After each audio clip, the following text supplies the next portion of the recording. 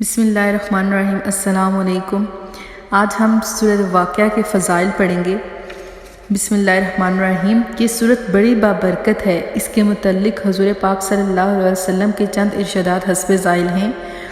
حدیث میں فرمایا گیا ہے، بہقی نے شعب الایمان میں ابن مسعود رضی اللہ عنہ سے روایت کی ہے کہ رسول پاک صلی اللہ علیہ وآلہ وسلم سے میں نے سنا کہ جو آدمی ہر رات کو سورۃ واقعہ پڑھے گا اسے کبھی فاقہ نہ ہوگا۔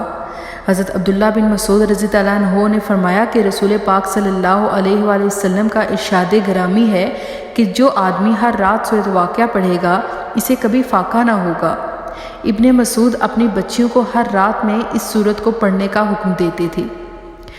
حضرت ابن مسعود رضی اللہ عنہ مرض الموت میں مبتلا تھے۔ حضرت عثمان رضی اللہ عنہ ان کی عیادت کے لیے تشریف لے گئے اور ان سے فرمانے لگے کہ اگر میں تمہیں خزانے سے کچھ عطا کر دوں تو کیسا ہے؟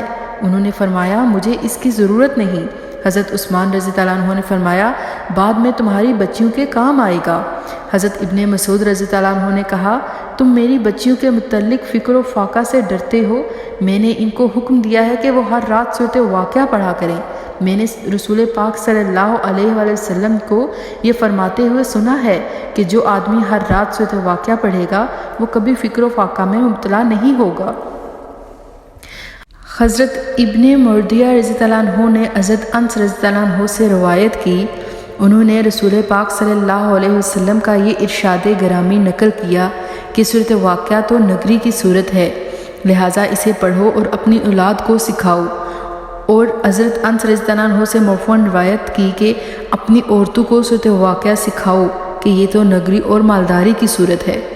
جو شخص اسے روزانہ 41 بار پڑھے اس کی روزی فراہ ہو جائے گی اور 1 سال تک یہ عمل جاری رکھے، کیونکہ اسے روزانہ پڑھنے والا غنی ہو جاتا ہے اور کبھی فاقہ کا شکار نہیں ہوتا۔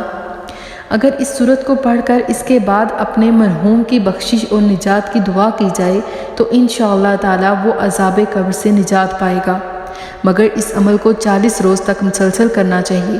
اگر کسی شخص کی پیداوار میں نقصان ہو جاتا ہے تو اسے چاہیے کہ اس صورت کو 3 مرتبہ پڑھے اور بیج بونے سے پہلے بیجوں پر دم کرے، اس کے بعد ان بیجوں کی کاشت کرے۔